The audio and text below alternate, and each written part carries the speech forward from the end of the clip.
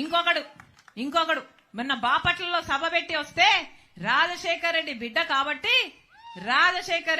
కాబట్టి బాపట్ల నుంచి అడుగు బయట పెట్టనిచ్చారట. ఒక్క నిమిషానికి నేను రాజశేఖర్ రెడ్డి బిడ్డను కాదనుకుందాం. రండి, ఎంతమంది వస్తారో రండి, ఏం చేస్తారో చేయండి, మీ దమ్మేంటో చూపించండి.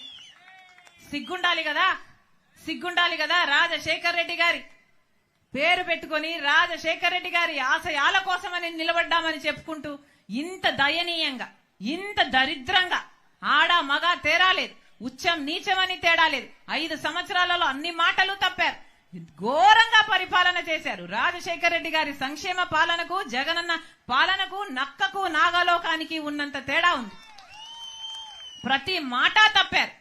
ఇప్పుడు నేనొచ్చి ఇక్కడ మీ తప్పులు ఎత్తి చూపుతున్నానని చెల్లెల్ని అన్న ఇంగితం లేదు. ఇదే పార్టీని 3200 కిలోమీటర్లు పాదయాత్ర చేసి నేను నా భుజాన మోసిన రోజులున్నాయి.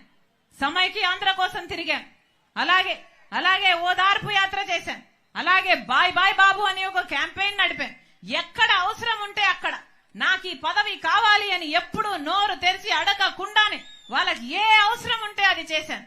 ఆ పార్టీ మొక్కై ఉన్నప్పుడు నేను నీళ్లు పోసాను, నేను ఎరువు పెట్టాను, నా చేతులతో కాపాడాను. ఇప్పుడు అది చెట్టయింది. చెట్టయ్యాక నా అవసరమే లేదు అంటున్నారు కదా. మీ అహంకారమే చూపిస్తున్నాయి మీ మాటలు. ప్రజలు గమనిస్తున్నా. మళ్ళీ చెప్తున్నా, నేను ప్రజల కోసం వచ్చా.